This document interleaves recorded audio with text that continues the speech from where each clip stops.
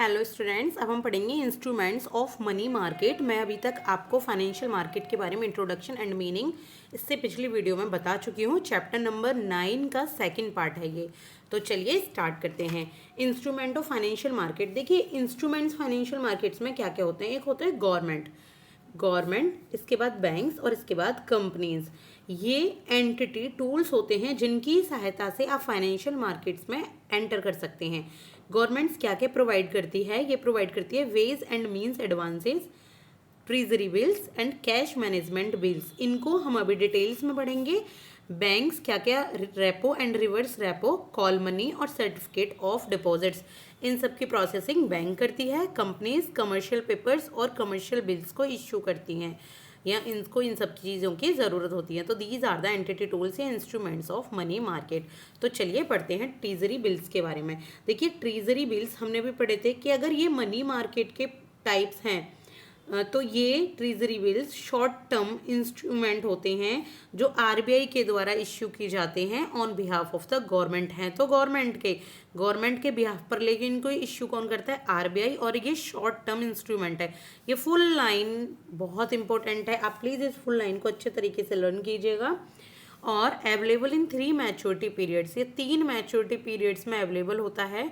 First is 91 days, second is 182 days, 182 and third is 364 days. यानी कि ये 365 days से कम, यानी कि 1 साल से कम का इसका मैच्योरिटी पीरियड होता है। जीरो कूपन सिक्योरिटीज़ कहते हैं। जीरो कूपन सिक्योरिटी क्यों कहते हैं? क्योंकि इसमें बाद में आपको कोई इंटरेस्ट नहीं मिलता। अगर आप ट्रेजरी बिल्स खरीद लेते हैं तो इसमें इंटरेस्ट नहीं होता। Return on these bills occurs because they are issued at a discounted price.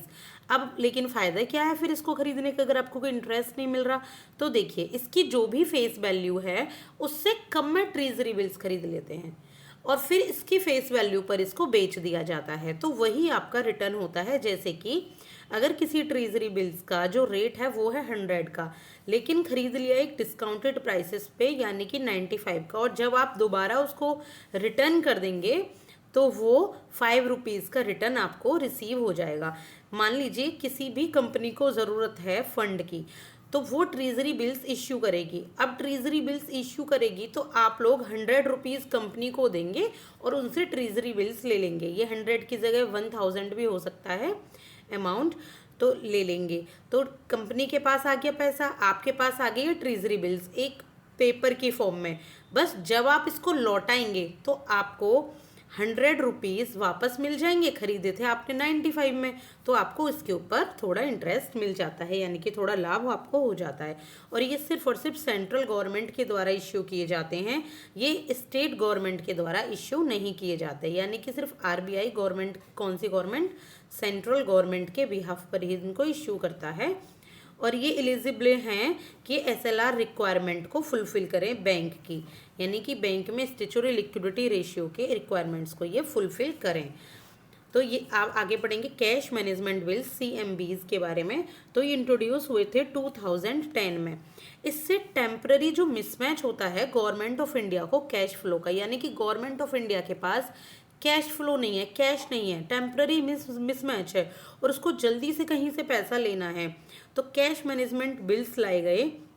ये एक तरीके से ट्रेजरी बिल्स होते हैं, लेकिन जो इनकी मैच्योरिटी होती है वो 91 डेज से भी कम होती है।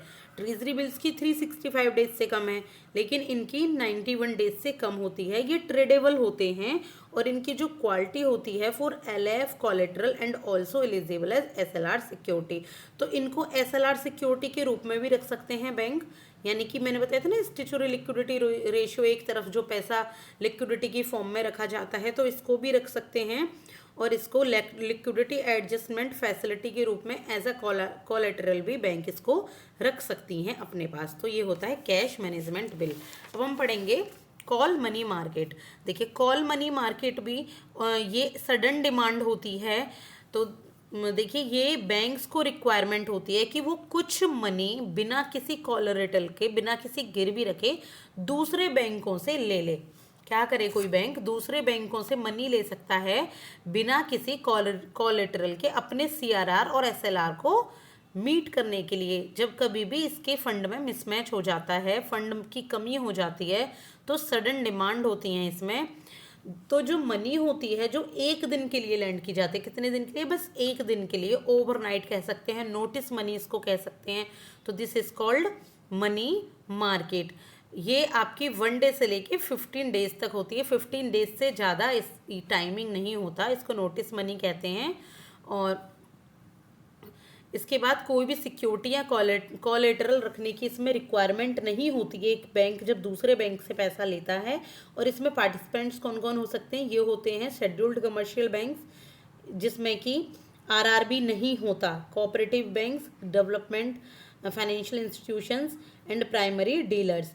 कोई भी बोरोवर, कोई भी लेंडर, पेमेंट्स बैंक और स्मॉल बैंक्स भी अलाउड हैं कि वो बोरो कर सकते हैं और लैंड कर सकते हैं इसमें कॉल मनी मार्केट में, अगर इनको ज़रूरत होती है अचानक से पैसे की। इसके बाद देखेंगे सर्टिफिकेट ऑफ डिपॉजिट्स यानी कि सीडी।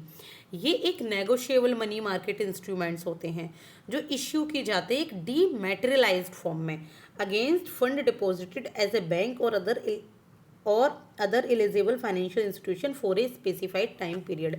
यानी कि एक स्पेसिफाइड टाइम पीरियड के लिए ये एक तरीके का पेपर होता है, एक मार्केट इंस्ट्रूमेंट होता है, मनी मार्केट इंस्ट्रूमेंट। ये डीमैटेरियलाइज्ड फॉर्म में होता है, यानी कि इसमें आपके पास कोई मटेरियल नहीं पहुंचता, कोई एसेट नहीं आती अगर इसको खरीदते हैं तो। इसके बाद देखो जो सीडी है वो इश्यू की जाती है किसके द्वारा, शेड्यूल्ड कमर्शियल बैंक के द्वारा। यानी कि जो भी शेड्यूल्ड कमर्शियल बैंक्स होते हैं, चाहे आरआरबी हो, चाहे स्मॉल फाइनेंस बैंक्स हो, और ऑल इंडिया फाइनेंशियल इंस्टीट्यूशंस और प्राइमरी डीलर्स इसको इश्यू कर सकते हैं।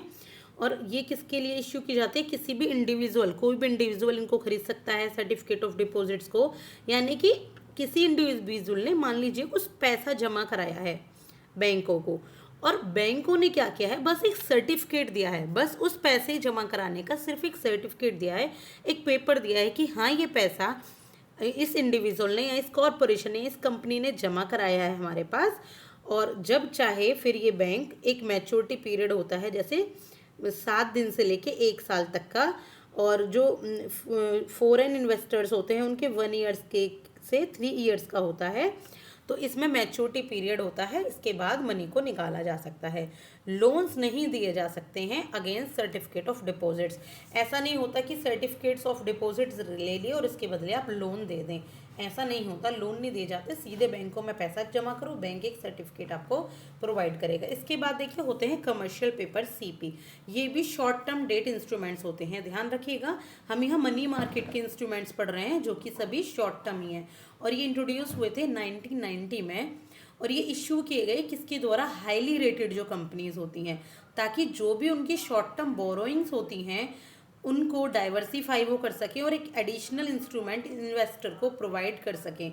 यानी कि एक एडिशनल इंस्ट्रूमेंट है। सर्टिफिकेट्स ऑफ डिपॉजिट्स तो होता है आपका जब आप बैंकों में पैसे आपने जमा कराए और आपको एक सर्टिफिकेट मिल गया, उनके मैच्योरिटी पीरियड के बाद आपने पैसा निकाल लिया।